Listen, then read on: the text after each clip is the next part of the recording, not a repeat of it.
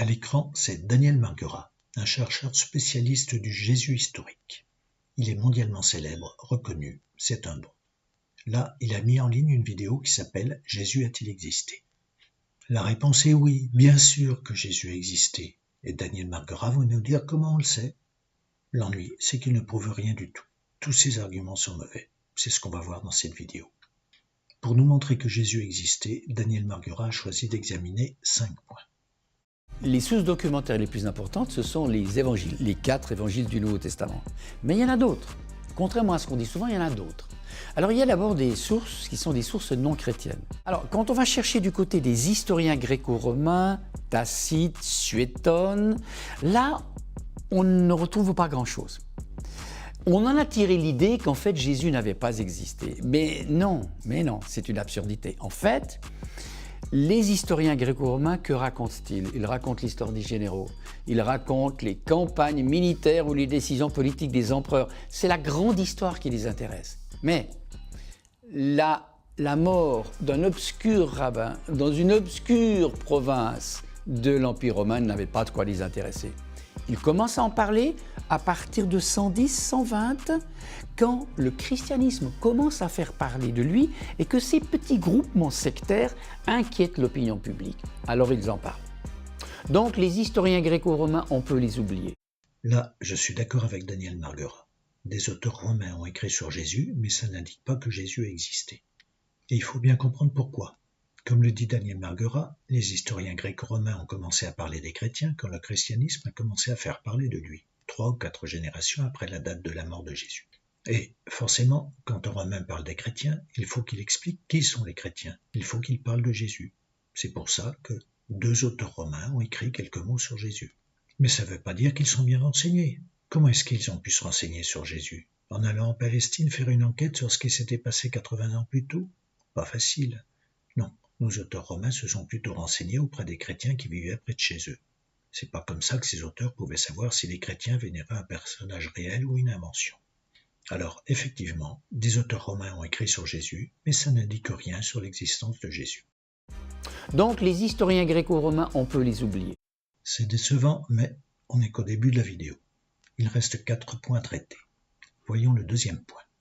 Par contre, on a un témoignage exceptionnel d'un historien juif appelé Flavius Joseph, qui écrit une œuvre monumentale, les Antiquités juives, entre 93 et 95 environ, à la fin du 1er siècle.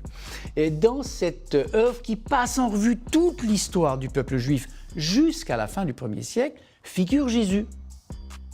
Flavius Joseph parle de Jean le Baptiste et il parle de Jésus. Petite notice, une dizaine de lignes, tout juste. Une petite notice dans laquelle il parle de Jésus de manière sympathique, de manière respectueuse, étonnamment, comme d'un homme sage, d'un faiseur de prodiges, d'un ami de ceux qui cherchent la vérité, et il dit bien que le procurateur Ponce Pilate l'a condamné à la croix. Mais il ajoute d'ailleurs que la race de ceux qui croyaient en lui perdure jusqu'à ce jour, fin du 1er siècle. On a là un avis d'un témoin, alors d'un témoin indirect, bien sûr, mais d'un témoin que l'on ne peut pas taxer de partialité, ni en tout cas d'avoir un intérêt quelconque. Il le cite parce que c'est pour lui une figure importante du judaïsme. Tout à l'heure, Daniel Marguerat a dit que les historiens gréco-romains, on peut les oublier, parce que ces auteurs répétaient ce que d'autres disaient sur Jésus.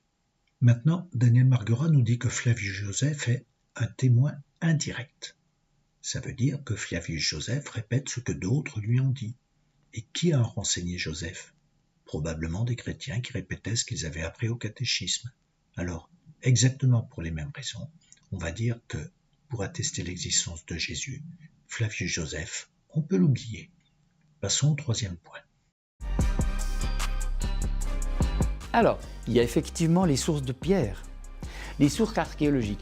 Et savez-vous que les recherches qui ont été faites par les archéologues israéliens ces 30 dernières années ont été à cet égard-là très fécondes. Non, rassurez-vous, la maison de Jésus, on ne l'a pas retrouvée. Non, ce sont des témoignages précieux du milieu dans lequel vivait Jésus. Je vous en donne 2 exemples. On a par exemple retrouver des bases, des fondements de synagogues du 1er siècle. Et on pensait jusque-là que les synagogues comme bâtiments n'avaient surgi qu'après 70, la fin du temple de Jérusalem, et qu'au temps de Jésus, c'était des assemblées en plein air ou dans des maisons privées. On sait qu'il y avait des synagogues. Et quand l'Évangile dit que Jésus entre dans une synagogue, c'est un bâtiment à cet effet. Une autre découverte, les mikvaot. Un mikvé, c'est un bassin en pierre d'ablution rituelle où les Juifs avaient l'habitude de se tremper pour se purifier de leurs péchés ou de leur impureté. Et on a retrouvé à profusion ces mikvaot, non seulement sur le site de Qumran, dans le désert de Juda, mais aux abords du temple de Jérusalem et aussi dans des synagogues locales, en Galilée par exemple, et même dans des maisons privées. Et ça, c'est très très important. Pourquoi ? Parce que cela nous fait comprendre que dans la piété juive, la piété quotidienne, les ablutions rituelles, retrouver sa pureté, jouaient un rôle fondamental, beaucoup plus important qu'on ne le pensait. Et que du coup, quand Jésus, lui, va, qu'est-ce qu'il veut dire ? Congédier la pureté rituelle, dire c'est la pureté du cœur, c'est la pureté morale qui importe, il attaque de front, il critique de front ce qui était un rite quotidien pour le judaïsme. Daniel Marguerat nous parle de découvertes archéologiques en Palestine, mais aucune ne concerne Jésus. Alors, pourquoi est-ce que Daniel Marguerat nous parle d'archéologie ? C'est pour nous dire que les auteurs des évangiles connaissaient bien la Palestine du 1er siècle, le pays de Jésus.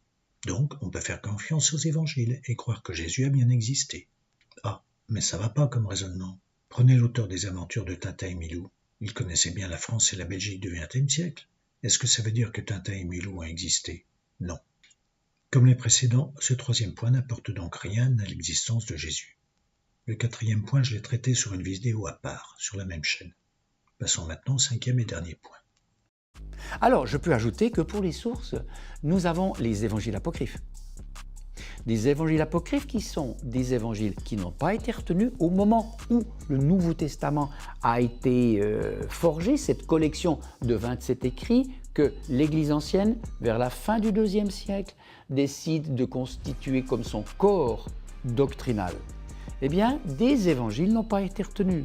L'évangile de Thomas, l'évangile de Marie, l'évangile de Judas, pour citer 3 évangiles qui datent de 140-150, donc assez anciens tout de même, milieu du IIe siècle, et puis de nombreux autres évangiles, ou actes de Paul, ou actes de Pierre, ou actes de Thomas, ou actes de Jean. Une profusion d'écrits dont certains nous ont été conservés, d'autres pas, le plus souvent d'ailleurs conservés dans les sables d'Égypte, dont certains n'ont été déchiffrés ou traduits en français que très récemment. Alors ces écrits, bien entendu, ils sont plus jeunes. Moi, je dirais que leur fiabilité historique, elle est très, très fragmentaire.